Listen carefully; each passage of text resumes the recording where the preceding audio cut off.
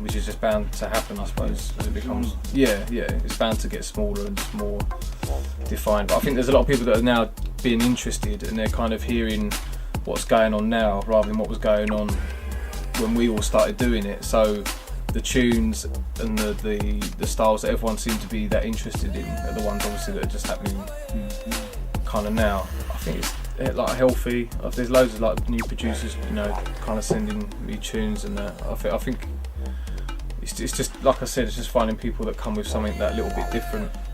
So I'm just really because I'm so fussy with my own tunes. Like I start tunes and just scrap them so quickly. If I think it sounds, I don't know, if I listen to it I think, oh, I don't know, that just reminds me slightly of this, I'll just stop straight away. And I'm kind of the same, if someone gives me a tune, I'll just listen to it, I'm like, yeah, but I don't know, that reminds me of this. And if it does that, no, it's just something wrong with me, I just can't touch it. I'm just like, no, I can't play that tune. I mean, I'll listen to it and appreciate it, but it's in me DJing, I just won't play it. I mean, I think the way it's spread like internationally so quickly is amazing. Because like last year, the only places I played really were London and Bristol, and Bristol and Leeds, London.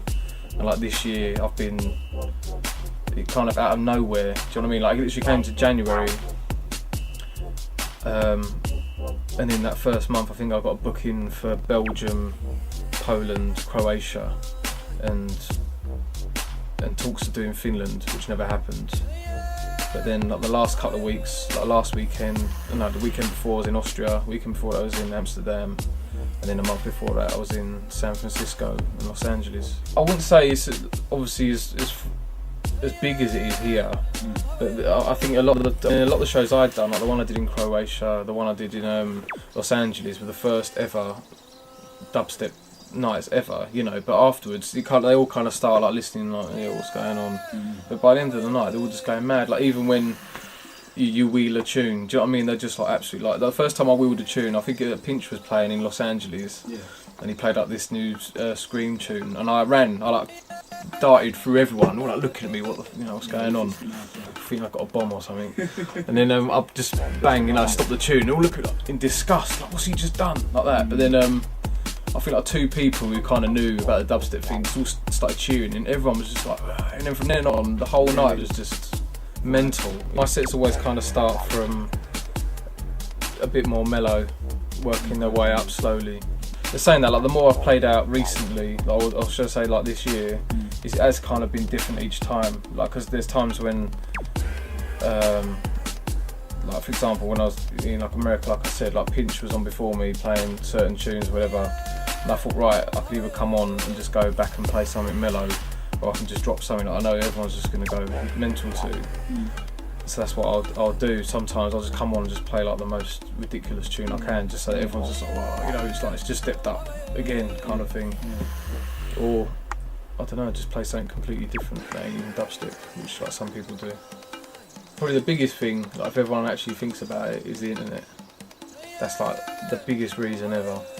I mean, out of nowhere, people were recording everybody's sets on rinse, like everybody. Like I could do my set, come home, and it's on the net to download, and I'm like, and I think from there, just people, it's obviously just spread and spread. I mean, the mixes just end up on the most random like blogs, like just like some guy called Jeff who fixes cars. He's like, oh yeah, but I was listening to this mix. Do you know what I mean? And then out of nowhere, you got these people listening to his music. They're like, what's this? Where'd it come from? And I think that's why. But also, I think it's just accessible in a way. I suppose in a way it's not because of the tempo. I think everyone thinks of dance music and thinks that they have to be going absolutely mental and just sweating and just, I don't know, just peeled up and just going absolutely nuts. Whereas dubstep, it's kind of like you don't have to do that. It's kind of a weird thing to explain, but if it's like it's like going to a nightclub. It don't mean you have to dance. You see what I mean? You can go to this nightclub, you can drink, you can chat, and you can just enjoy the music, or you can be that crew of people in front of the decks just going absolutely nuts. And I know there's people like at DMZ and at Forward who do, that's all they do, they just sit there in the corner drinking, just enjoying the music, and that's it. And it's just like, why can't you do that? Do you know what I mean? And like any big rave as well, I guarantee there's about 100 people just standing there just enjoying themselves, listening to the music, and I won't be there for an hour. They'll be there for like four, you know. Yeah.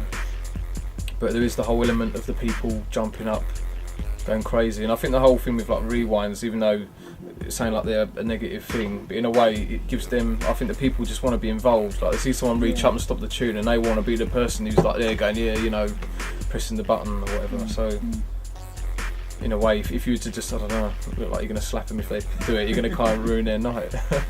Well, the thing with me is I was never really into drum and bass. Like people say this stuff to me, they're like, oh, you know, I was so into drum and bass, and out of nowhere they all sold out and done this and whatever, and I'm like, I don't really know what you're talking about. Do you know what I mean? It's like, I liked certain tunes, but to me, those certain tunes existed and I bought them. I didn't know what else was going on or what they did before or what they're doing now that everyone don't like. I just like that tune, and that's how I bought my tunes out of drum and bass. Whereas I don't know, I suppose if people have been following it from jungle to progression, then I suppose they can see where everyone started. I mean, what someone said to me actually when I was in Austria a couple of weeks ago, he was saying that why he liked dubstep so much is because it just seems like people just making tunes for themselves, not necessarily for the dance floor. And he said like his heroes in jungle is exactly what they did. Like as soon as they saw certain tunes tear up on the dance floor or whatever, that's all they cared about. And he said before you know it, every single tune is a jump up tune, and they just lost interest, you know. That's probably the biggest underground music that is still underground. Do you see what I mean? I mean, like house and everything, yeah, but you're guaranteed there's going to be some of them tunes in the charts. Do you know what I mean? Like every other month or whatever. Whereas drum and bass, you might get one a year, if that. I don't think there's been one there for ages that's got into the charts. But I don't know. I think people, I think that's probably why people compare it, because of that, and because obviously there's similar sounds, like it's bass heavy, a lot of kind of dub and ragga samples and that. Like I said, you've got big names, you know, like kind of like Scream, and you've got like Koki, and I think people that are new to the thing, they're probably going to be the first names they hear. It's like Scream and Koki, and they'll go and listen to the tunes and think, right, this is dubstep. Do you know what I mean? And then maybe 3 months down the line, they'll hear, you know, like Toasty, or they'll hear like, you know, Pinch, or they'll hear like, or Distance. You know, do you know? And then maybe then they'll see what the whole deal is. But I think some people won't do that. But they may just think, oh well, this is what dubstep is, you know. But that's always going to happen though. As soon as something's big, everyone's going to try and jump on it. I think especially new people trying to get in. But I think that in a way they're the easiest people to spot, because they'll give you a tune that sounds identical to something else. And you're just like, well, it's obvious. You just like this, I don't know, that you're just trying to get into this somehow, and you're just going to try and replicate a tune that's just massive at the moment. But I never see any point in doing that, because if you're trying to copy, or if you're looking at someone else for your ideas, then you're never going to be ahead.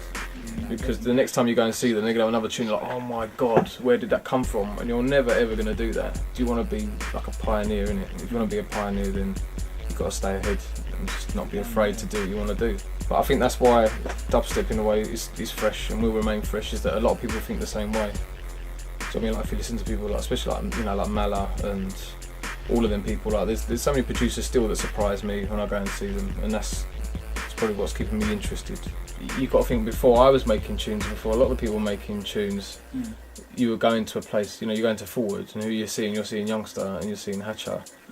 And everyone who was making that music was going to them to play it, because no one was giving us the chance to play. So then they've built up their name by having all the fresh tunes, and to be honest, you know, it's a good, I mean, without them, you know, it probably wouldn't be where it is now anyway. So but there's bound to be people, I mean, like N-Type, I mean, I know he produced a couple of tunes, but he's got a big name for himself, and he is more or less just a DJ at the moment. And I think it's just like his whole personality, really. I think it's just like his personality when he's on radio, and even when he's mixing and everything, it's just like energetic and a bit more creative maybe than some people.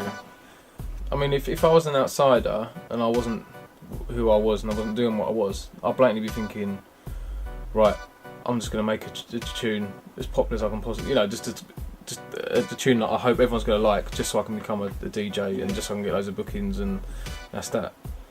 in a way, that's kind of not what I did, but I was thinking, right, I want to make a tune, you know, and hopefully that'll just keep things rolling. But the thing was, is I made a tune and gave it out, and I didn't have any other tunes.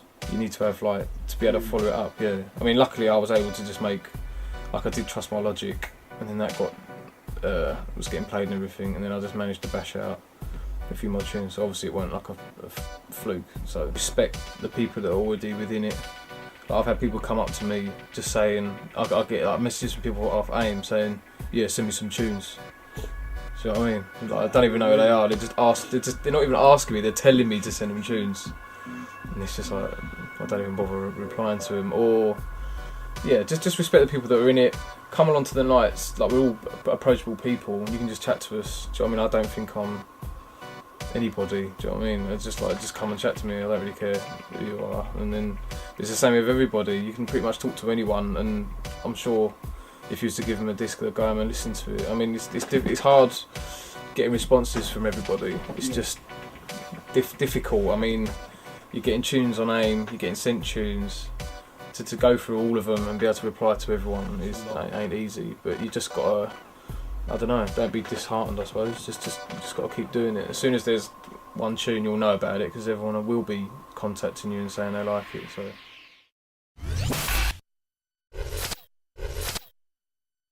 Do you know what I mean? Do you know what I mean? Do you know what I mean? Do you know what I mean? Do you know what I mean? Do you know what I mean? Do you know what I mean? Do you know what I mean? Do you know what I mean? Do you know what I mean? Do you know what I mean? Do you know what I mean?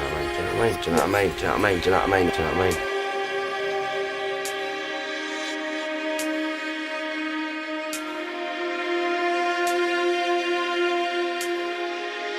Cashmere, look, cashmere, right. bit of silk tie. Worth a bit, that is, yeah. Got a bit of a shirt and some test presses as well, and my dubs. Don't forget my dubs, and some shoes to go with it. What else have we got in it? We've got some boxes. I've got my boxes. Look how crap them boxes are. Look at them. They're like 1940s boxes, mate.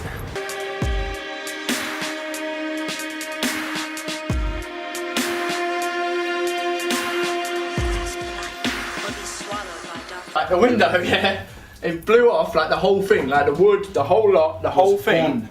It blew open because it don't shut properly. Yeah.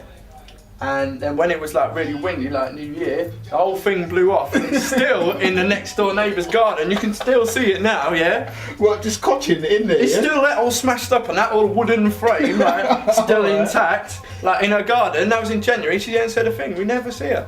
My window is still in her garden, and my window still doesn't close. It's only a matter of time.